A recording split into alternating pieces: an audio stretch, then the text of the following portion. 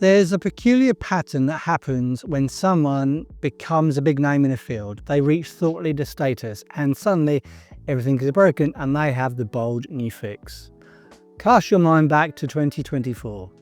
Usability pioneer Jakob Nielsen published a deliberately provocative post claiming accessibility has failed and that generative UI is the way forward.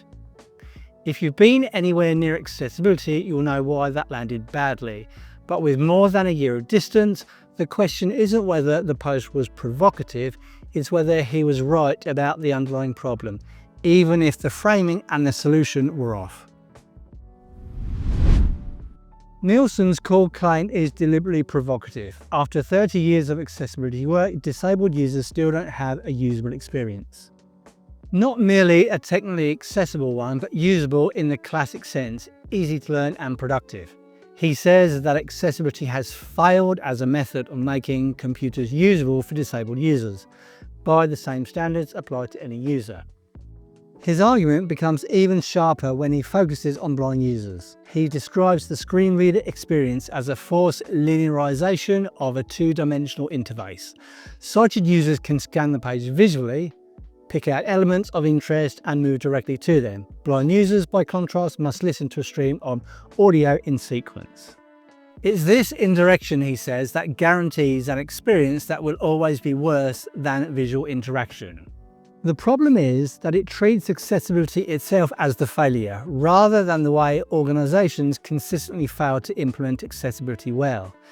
Accessibility is not the thing that failed.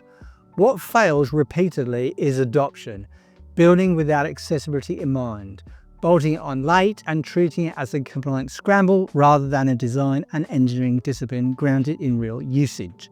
This is precisely why the accessibility community keeps emphasizing shift left, doing accessibility earlier in design and development where structure, semantics and interaction patterns are still malleable. When teams build first and panic later, accessibility becomes an emergency patch. Nielsen suggests that doing accessibility properly would require testing with every type of disability, which he says is effectively impossible. Again, critiquing screen as an inherently inferior mode of interaction. Coming from a UX pioneer, these claims are jarring. Not because they acknowledge genuine accessibility problems, but because they imply those problems are inevitable and intrinsic to accessibility. But beneath the inflammatory post, there is a thread worth discussing. Could interfaces be generated better to match individual requirements? That potential is what makes the conversation interesting. Nielsen's proposed solution is generative UI. Instead of one interface for everyone, the system would generate interfaces tailored to each user and potentially regenerate them dynamically over time.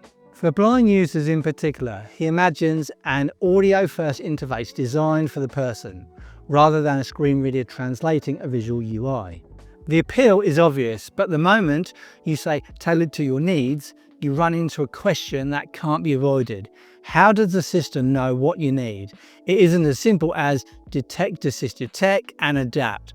Accessible technologies are not consistently detectable. Many disabled people do not use assistive technology. Some use it only sometimes, and many use combinations. Needs also change with context, fatigue, stress, environment, device constraints, temporary injury, or the specific task at hand. So a generative system faces a choice. It can ask users to disclose personal information about disability and access needs, something many people won't want to share and something they should not be forced to reveal. Or it can guess from behavioural signals, keyboard usage, mouse movement, scrolling patterns, pauses and other interaction traces. That is where it gets dicey. Guessing introduces privacy risks and creates a practical failure mode that is easy to overlook.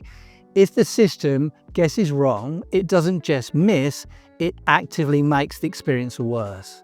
Consider a simple example. The system decides that heavy keyboard use indicates a preference or need for an audio-first interface. But the user isn't blind, they're a power user, or they're using a laptop with the trackpad disabled, or they have a temporary injury. The system has now taken away an interface the person chose and replaced it with one they didn't ask for. The core risk is that personalisation becomes something that happens to the user rather than something the user controls. There is another risk in the promise of generative UI. Much of the hype assumes AI will generate better experiences for disabled users, simply because an algorithm decided it was more appropriate. But AI models learn patterns from the web as it exists today, and the web is messy. It's full of repeated accessibility failures at massive scale. Missing labels, broken focus order, inaccessible custom components, and interfaces built without semantic structure. If generative UI draws from the same ecosystem of patterns, it risks automating those failures faster and distributing them more widely. This is why user choice is the missing ingredient in most discussions about AI and accessibility. AI can help accessibility, and it will get better at helping.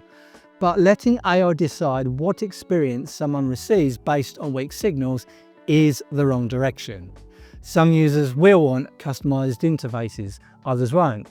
Many will want them in some context and not others. A one-size-fits-all personalization engine simply replaces one accessibility problem with another.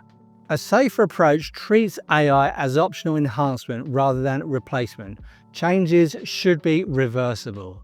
Users should be able to control preferences. Systems should be transparent about what changed and why. And guardrails should ensure the basics never regress. Semantic structure, keyboard support, predictable interaction patterns, and testing with real users. The biggest risk is not that people explore AI, it's the narrative AI will solve accessibility becomes a permission slip for leadership. Accessibility is too hard, so we'll wait for automation to fix it. That thinking degrades real accessibility work, stalls momentum, and shifts the cost of experimentation onto disabled users yet again. Accessibility is not a failed project. Accessibility is what happens when products are built with structure, predictability, testing, and real users in mind. The uncomfortable truth is simpler. We already know what to do. We just keep not doing it.